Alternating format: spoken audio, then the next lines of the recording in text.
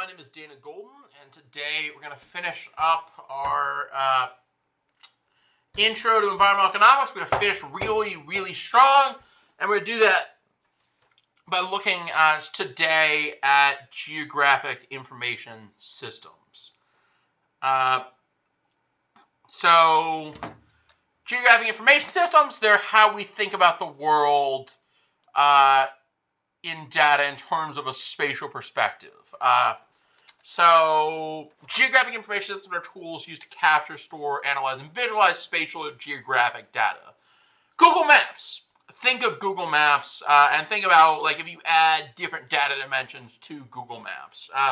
Application of GIS, urban planning, environmental management, transportation planning, public health. This is a very applicable lecture, this and the last one. There's a lot of jobs that require you to have at least a basic understanding of GIS and how to work with geospatial data. It's not something we teach in a lot of our classes. So core components of GIS, data, spatial, and attribute, hardware and software for processing visualization, methods and algorithm for visual analysis, and of course the analyst, that's you, who interpret and apply the insights gained.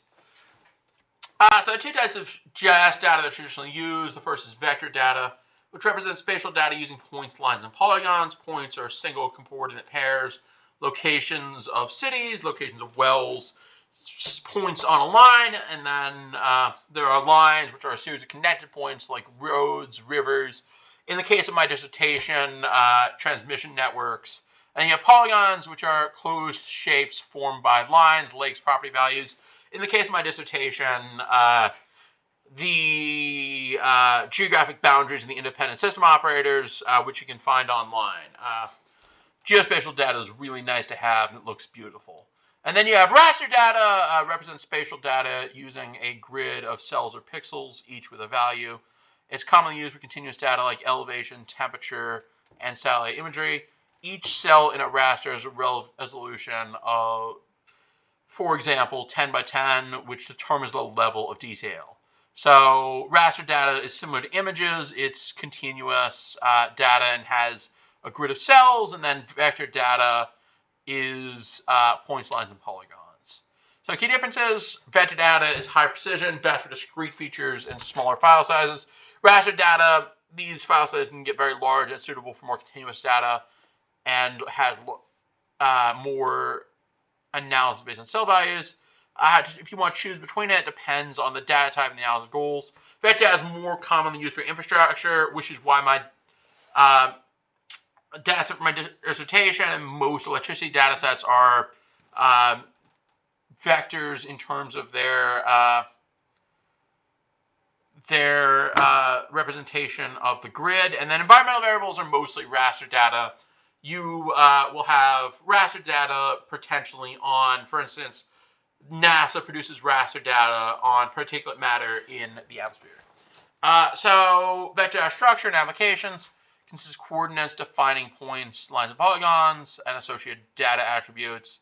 It has high precision and compact file sizes. And it's ideal for network analysis, particularly shortest path problems. If you're working transportation or electricity, you're going to deal with a lot of vector data. I work on electricity, which is why I'm mostly vector data. You can map infrastructure and zoning areas in urban planning. You can analyze road networks and traffic flows in transportation. You can map disease by location, public health. And then raster data, once again, it's grids, more similar to images, and facilitates mathematical operations on individual cells, such as overlay analysis. So good examples when you'd use this are analyzing temperature, vegetation, and soil, particulate matter in the atmosphere, a continuous variable that's spread around, remote sensoring. And then also agriculture. NASA has some really good raster data on visual imagery of crops, and based on satellite data, how green an area is tells you how much crop is there. And so here we have vector, you have the individual point, and then you have the series of points that creates a line, and then you have a area, and then raster, you have a grid, and you have a point in the grid, and then you have a line on the grid, and you have a polygon. So you can do very similar things with each, but it's harder to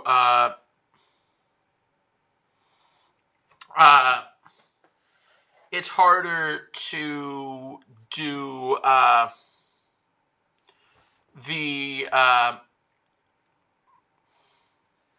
it's harder to do things that are meant for raster data with vectors. It's harder to do things that are meant with vector data with rasters.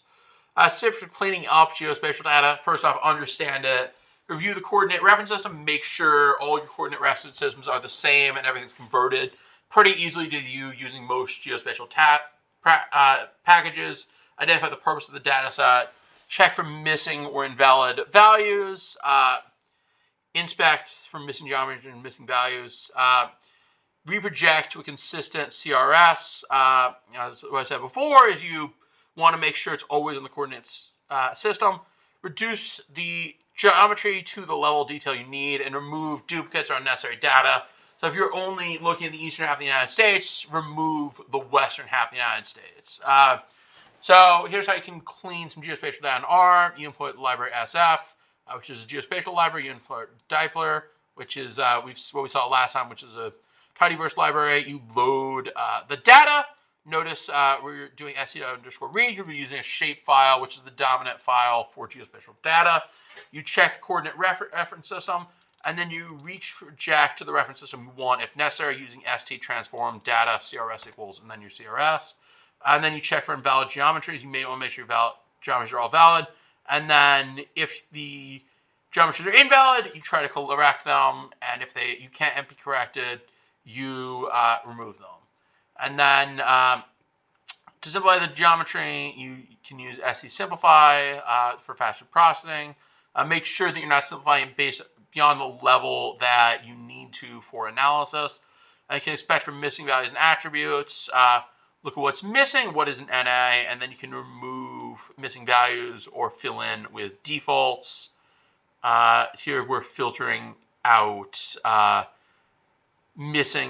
we're filtering missing values and we're replacing with a default, but you can also just filter it out completely. So where do you find geospatial data? You can get it from government portals like data.gov or in the United States, or EA data maps in Europe. You can also get a lot of this from NASA. And there are various other agencies that publish geospatial data for specific uses, depending on specific use. Reach out to me if you can't find some. We can talk about it. Then you have the Open Data Commons, the Open Data Initiative, Google Earth all have some interesting geospatial data.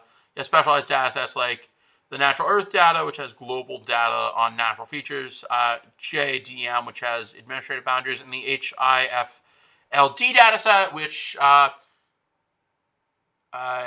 have the wrong link here. I'll fix that. But the HIFLD data set, which is infrastructure data, you can just search for that. They particularly, for me, have data on the transmission network. And in terms of satellite data, USGS, Landsat missions. This is from NASA, so landsat.gsfc.nasa.gov. The Copernicus Sentinel data. And then you have academic and research data on geospatial data. And then you have different crowdsourced data. And then we'll leave it there, and we'll pick up with visualizing geographic data.